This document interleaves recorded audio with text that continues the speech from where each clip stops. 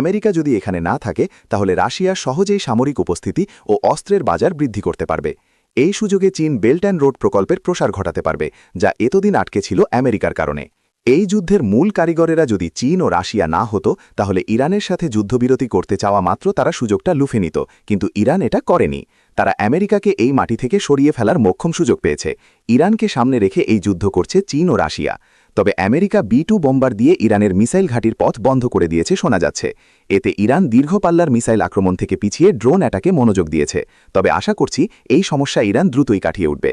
আমার ধারণা ইরান গত কয়েক দশক ধরেই এই যুদ্ধের প্রস্তুতি নিয়েছে, কিন্তু আমেরিকা বুঝতে পারেনি। স্পেন ইতিমধ্যে তাদের দেশে মার্কিন ঘাঁটি থেকে আমেরিকাকে সরে যেতে বলেছে। কিছু দেশে পুরো ঘাঁটি ধ্বংস করে দেয়া হয়েছে। মিসাইল ঘাঁটির সমস্যার সুযোগ নিয়ে আমেরিকা তাদের সেনাদের অন্যত্র সরিয়ে নিচ্ছে। এটা যদি আরও কিছুদিন চলমান থাকে, তাহলে এই অঞ্চলে আমেরিকার প্রভাব অস্ত যাবে। এই ব্যাপারটা নিয়ে আপনি কি ভাবছেন?